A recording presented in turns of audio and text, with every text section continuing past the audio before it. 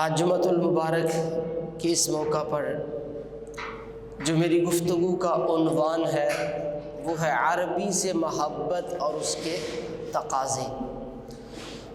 چونکہ 18 دسمبر کو یعنی پرسوں جو اتوار کا دن آ رہا ہے، 18 دسمبر کو عالمی سطح پہ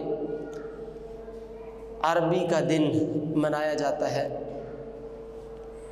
تو اس مناسبت سے آج ہم عربی زبان سے محبت اور اس کے تقاضے اس حوالے سے گفتگو کریں گے۔ اللہ تعالی ہمیں سن سنا کے عمل کی توفیق عطا فرمائے۔ اللہ تعالیٰ نے انسان کو جو بے شمار نعمتیں عطا فرمائی، اس میں سے ایک عظیم نعمت، ایک بہت بڑی نعمت کہ جو کسی اور کو عطا نہیں فرمائی، صرف انسان کو عطا فرمائی ہے، وہ یہ ہے کہ بولنے کی فصیح بولنے کی قوت اور طاقت عطا فرمائی ہے۔ یعنی جو انسان کے دماغ میں آتا ہے تو بندہ اس کو اپنی زبان سے بیان کر سکتا ہے، بول سکتا ہے۔ یہ عزت، یہ عظمت، یہ شان اللہ تعالیٰ نے صرف انسان کو عطا فرمائی ہے۔ اسی بات کو بیان کرتے ہوئے اللہ تعالیٰ نے قرآن پاک میں ارشاد فرمایا، خلق الانسان علمہ البیان۔ ایک تفسیر کے مطابق اس کا ترجمہ کچھ یوں ہے کہ اللہ تعالیٰ نے انسان کو پیدا فرمایا اور اسے بولنے کی طاقت عطا فرمائی، اسے قوت گویائی عطا فرمائی۔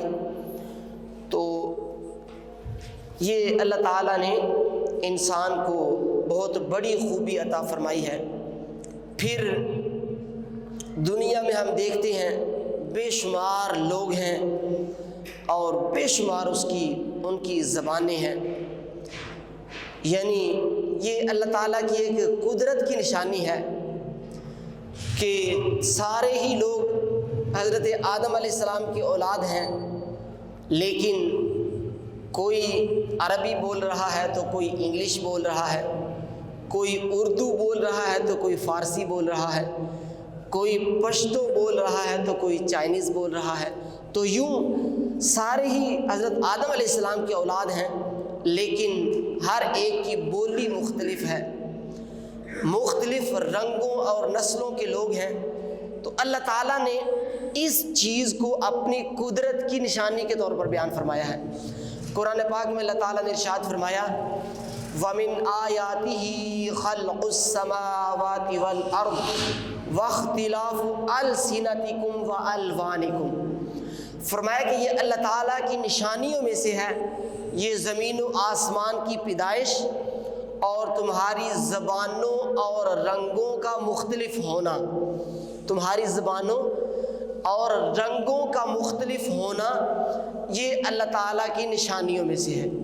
تو احباب ذی وقار، یہ اللہ تعالیٰ کی قدرت کی نشانیاں ہیں کہ سب حضرت آدم علیہ السلام کی اولاد ہونے کے باوجود ہر ایک کی زبان مختلف ہے، رنگ مختلف ہے، اور کروڑوں اربوں خربوں انسان آئے چلا گئے، اس وقت موجود ہیں، قیامت تک آئیں گے، لیکن دیکھیں کیسی میرے رب کی قدرت کی نشانی ہے۔ ہر ایک کی چہرے کی بناوٹ مختلف ہے، ہر ایک کے، حتیٰ کہ یہ انگوٹھے، چھوٹا سا ہے یہ انگوٹھا، اور یہ ہاتھوں کی انگلیاں کتنی چھوٹی سی ہیں، لیکن ہر ایک میں جو یہ لائنیں ہیں، لکیریں ہیں، ہر ایک کی مختلف ہیں۔ کیسی میرے رب کی قدرت کی شاندار دلیل ہے کہ جناب ہر ایک کے فنگر پرنٹ مختلف ہیں۔ تو یہ میرے رب عز و جل کی قدرت کی بڑی شاندار دلیل ہے۔ تو یہ زبان کا مختلف ہونا یہ بھی اللہ تعالیٰ نے اپنی قدرت کی نشانیوں میں سے بیان فرمایا ہے۔ تو احباب ذی وقار، زبانیں ساری ہی اللہ کی طرف سے ہی ہیں، لیکن ان میں سے جسے چاہے اللہ تعالیٰ اپنی مخلوق میں سے عظمت عطا فرمائے، فضیلت عطا فرمائے، شان عطا فرمائے۔ تو زبانوں میں سے اللہ تعالیٰ نے عربی زبان کو بڑی عزت و عظمت، بڑی شان، بڑا مقام اور بڑی فضیلت عطا فرمائی ہے۔ ویسے یہ اپنی ایک زبان ہونے کے لحاظ سے، اپنی فصاحت و بلاغت کے لحاظ سے بھی یہ بڑی عظیم الشان ہے، اور اس قابل ہے، اس لائق ہے کہ اسے سیکھا جائے۔ لیکن یہ اللہ تعالیٰ کا خاص کرم ہے کہ اس نے عربی زبان کو اپنی پسندیدہ زبان بنایا ہے۔ کیوں؟ اس لیے کہ اس زبان میں اس نے اپنی پیاری کتاب قرآن پاک کو نازل فرمایا ہے۔ چنانچہ عربی زبان سے محبت یہ ہمارے ایمان کا تقاضا ہے، یہ ہمارے ایمان کی ایک دلیل ہے، یہ ہمارے ایمانی مجبوری ہے، یوں کہہ لیں ہمارے ایمان کی مجبوری ہے کہ ہم عربی زبان سے محبت کریں۔ کیوں؟ اس لیے کہ میرے رب کا کلام عربی زبان میں نازل ہوا، جو کہ ساری کائنات کا خالق و مالک ہے، اس کا کلام قرآن پاک یہ عربی زبان میں نازل ہوا۔ چنانچہ اللہ تعالیٰ نے قرآن پاک میں ارشاد فرمایا، اِنَّا أَنزَلْنَاهُ قُرْآنًا عَرَبِيًّا لَعَلَّكُمْ تَعْقِلُونَ۔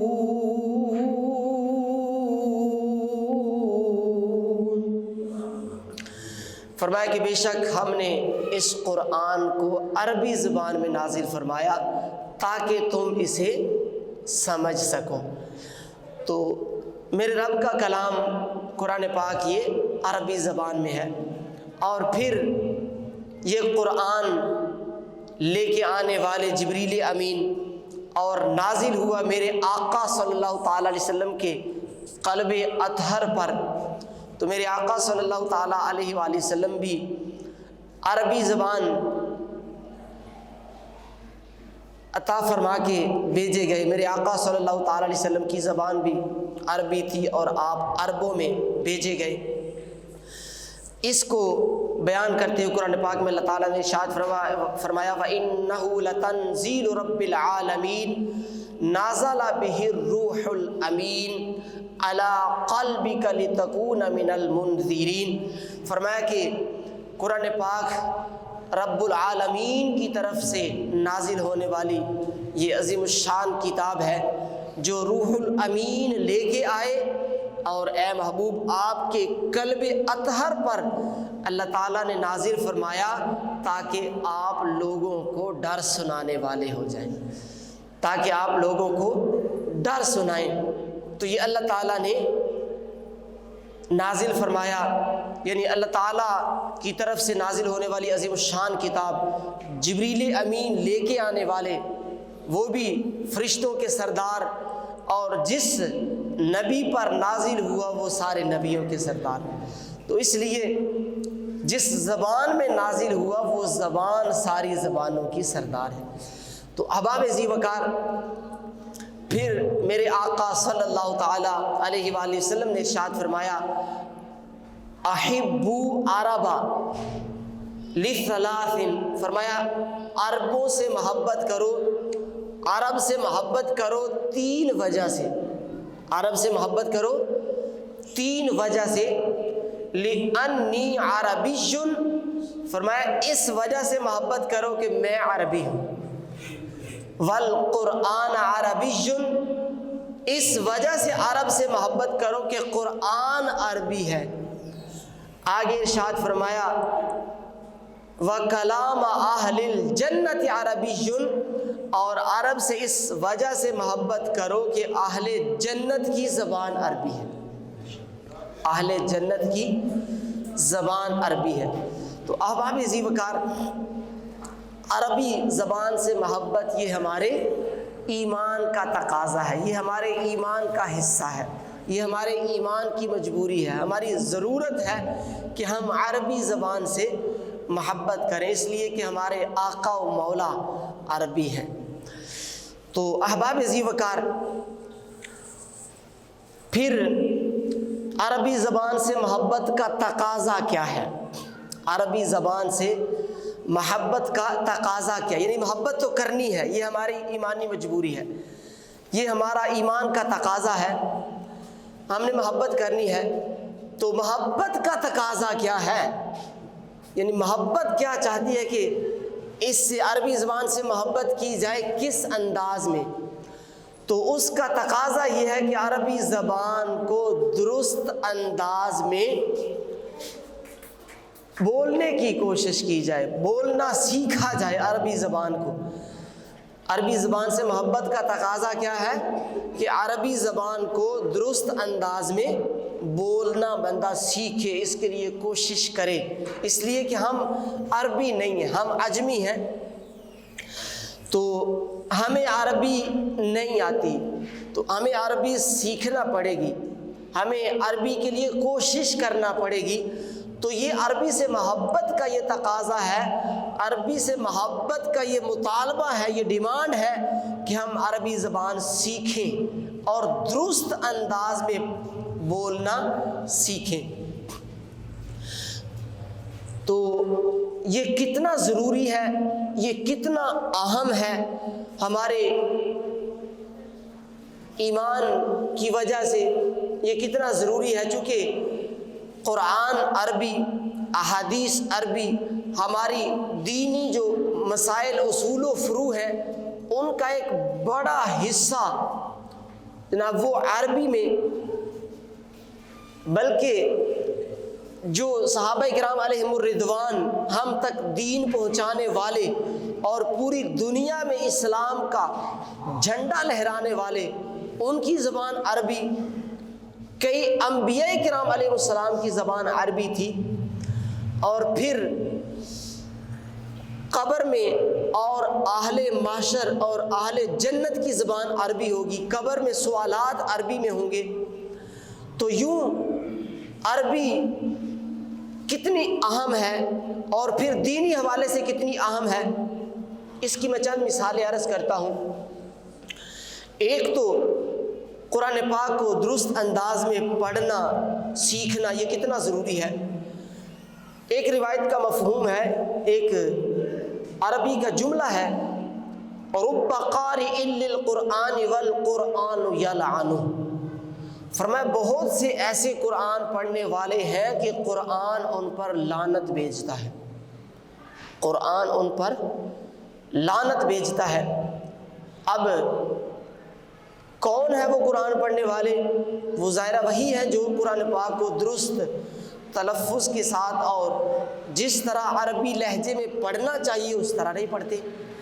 اسی طرح ایک حدیث پاک کا مفہوم اور مضمون ہے، رازدار مصطفیٰ حضرت حذیفہ رضی اللہ تعالیٰ عنہ اس حدیث کے راوی ہیں، فرماتے ہیں کہ رسول اللہ صلی اللہ تعالیٰ علیہ وسلم نے ارشاد فرمایا، قرآن پاک کو عربی لہجے میں، عربوں کے لہجے میں پڑھو، اسے فاسقوں کے لہجے میں نہ پڑھو اور یہود و نصارہ کی طرز پر نہ پڑھو۔ فرمایا میرے بعد کچھ لوگ ایسے آئیں گے جو قرآن کو گانوں کی طرز اور نوحوں کی طرز پر پڑھیں گے، فرمایا وہ خود بھی فتنے میں پڑھیں گے اور دوسروں کو بھی فتنے میں مبتلا کریں گے، خود بھی فتنے میں پڑھیں گے اور دوسروں کو بھی فتنے میں مبتلا کریں گے۔ تو فرمایا کہ قرآن کو عربی لہجے میں پڑھو، عربی لہجے میں یعنی درست تلفظ کے ساتھ درست انداز میں پڑھو۔ اب اس کی میں چند مثالیں دیتا ہوں، جیسے ایک ہے ہا، یہ جو حاجی والی ہا ہے نا یہ ہا ہے، اور دوسری ہے ہا، ہاتھی والی ہا، ہاتھی والی ہا، یا پھر ہاتھ ہے، ہاتھ والی ہا۔ تو اب اس میں اور اس میں فرق ہے، دونوں ہا ہیں لیکن یہ اس کی ادائیگی جو ہے وہ ہے ہا، یعنی وسط حلق سے ادا ہوتا ہے، اور جو دوسرا ہا ہے وہ انتہائی حلق سے ادا ہوتا ہے، حلق کے آخری حصے سے ادا ہوتا ہے ہا۔ یوں اسی طرح تا کے، یہ تا با کے بعد ہے تا، اور اسی طرح ایک ہے تو، وہ موٹا ہے، یہ تا باریک ہے. اسی طرح تا کے بعد ہے ثا. اس میں سیڑھی کی آواز نہیں آئے گی بلکہ زبان کو ادھر یہ دانتوں کے کنارے لگائیں گے. ثا، تو اس میں سا پڑھتے ہیں لوگ. حالانکہ ثا میں، سین میں اور صاد میں، ان تینوں میں فرق ہے. اسی طرح دال اور ضاد، جو سواد کے بعد آتا ہے ضاد، اس میں فرق ہے.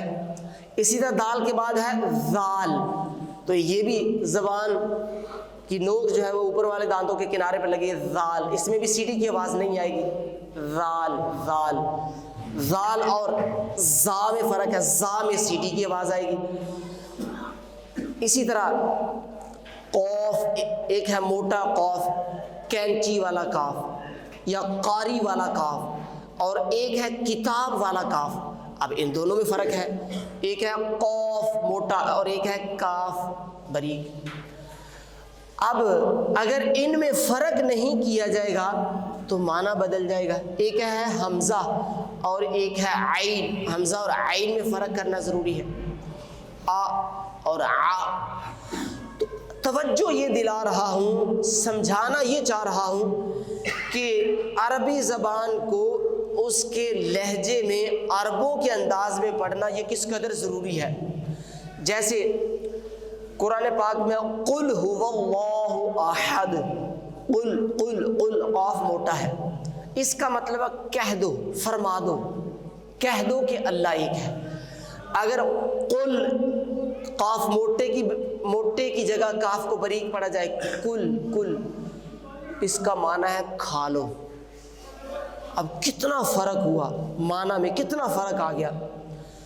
الحمد، اس کا معنی اور ہے، الحمد اس کا معنی اور ہے. سبحان ربی العظیم، ذو عام نماز میں پڑھتے ہیں، سبحان ربی العظیم، ذو ہے یہ. تو اس کی جگہ اگر سبحان ربی العظیم زا پڑھا جائے، زا اور ذو فرق ہے نا، زا اور ذو. اگر عظیم کی جگہ عظیم پڑھا جائے نماز نہیں ہوگی، نماز ٹوٹ جائے گی. تو یعنی یہ لفظوں میں فرق ہے. اگر فرق واضح نہ کیا جائے تو بعض اوقات معنی بدل جاتا ہے اور نماز فاسد ہو جاتی ہے.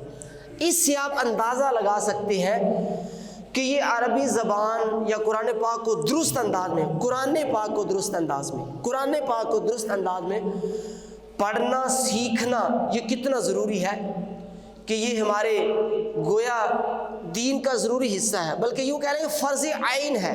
یہ مسئلہ ہے کہ قرآن پاک کو درست پڑھنا، یہ سیکھنا فرض عین ہے. جس طرح نماز پڑھنا فرض ہے، اسی طرح اتنا قرآن پاک کا حصہ، اتنا حصہ کہ جس سے نماز درست ہو جائے، یہ سیکھنا فرض ہے.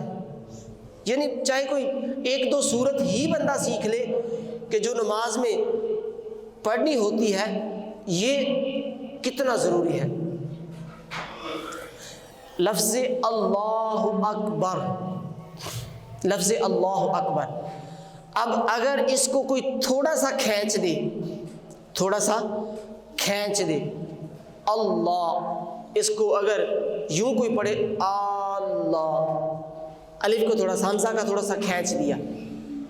اب نماز میں ہم پڑھتے ہیں نا بار بار اللہ اکبر، یعنی سجدے میں ہے تو، رکوع میں ہے تو سجدے میں جانے کے لیے، رکوع میں ہے تو اٹھنے کے لیے، نماز شروع کرنے کے لیے بھی اللہ اکبر کہتے ہیں.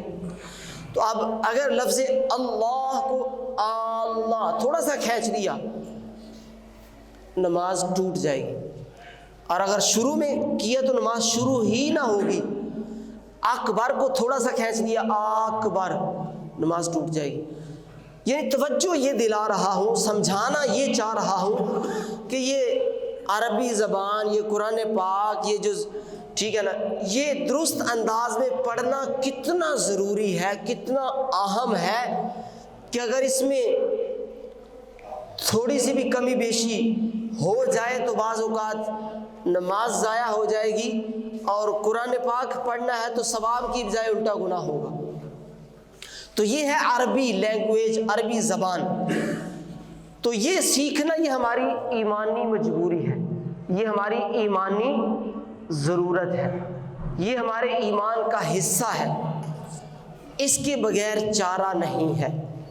احباب ذی وقار، آج ہم دوسری زبانوں سے بڑے مرعوب ہوتے ہیں، خاص کر انگریزی زبان سے. اگر کوئی جناب انگلش کے چند جملے بول دے تو جناب ہم کہتے ہیں واہ بھائی یہ تو بڑا پڑھا لکھا ہے. یعنی اتنی ہماری سوچ جو ہے نا وہ غلامانہ بن گئی ہے کہ جناب انگریزوں کے اتنے جناب ہم یوں کہہ لیں کہ مرعوب ہو گئے ہیں، ان سے اتنا ان کے روب میں آ گئے ہیں کہ جناب ہم اپنی شناخت ہی بھول گئے ہیں، ہم اپنی پہچان ہی بھول گئے ہیں. حالانکہ کوئی انگریزی کو بندہ 4 جملے بول لے تو یہ کوئی پڑھے لکھے ہونے کی دلیل نہیں ہے. اصل پڑھا لکھا ہونا یہ ہے کہ جسے اپنے رب کا کلام آتا ہو. اصل پڑھا لکھا ہونا یہ ہے کہ بندے کو اپنے رب کا کلام صحیح درست انداز میں پڑھنا آتا ہو، یہ اصل پڑھا لکھا ہے. ہم سمجھتے ہیں کہ جناب جو شخص انگریزی کے چند جملے بول لے تو جناب وہ بڑا پڑھا لکھا ہے. تو یہ کوئی پڑھا لکھا ہونے کی دلیل نہیں ہے. یہ جناب دنیاوی چلے اسے آپ کہہ سکتے ہیں کہ اس نے جناب ایک زبان کو سیکھ لیا، لیکن اصل جو دنیا اور آخرت میں کام آنے والی زبان ہے وہ تو عربی زبان ہے نا.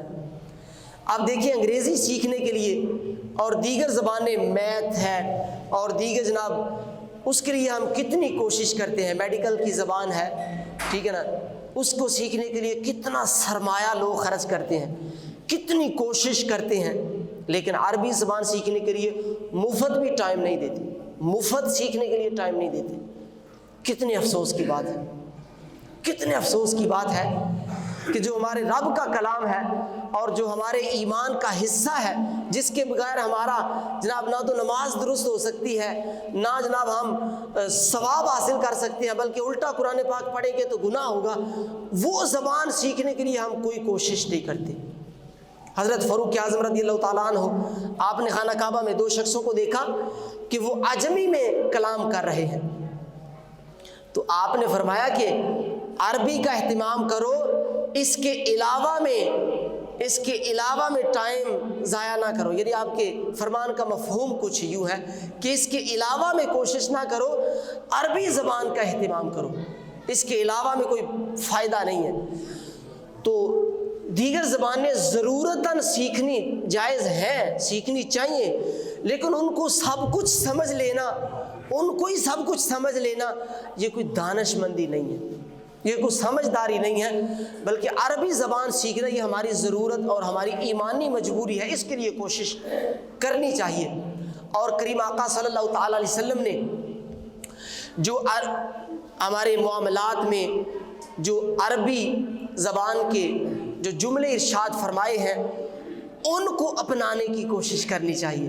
جیسے السلام علیکم ورحمۃ اللہ وبرکاتہ، یہ آپ عربی جملے ہیں نا، کہیں گے تو نیکیاں بھی ملیں گی، سرکار صلی اللہ تعالیٰ علیہ وسلم کی سنت پر عمل بھی ہوگا.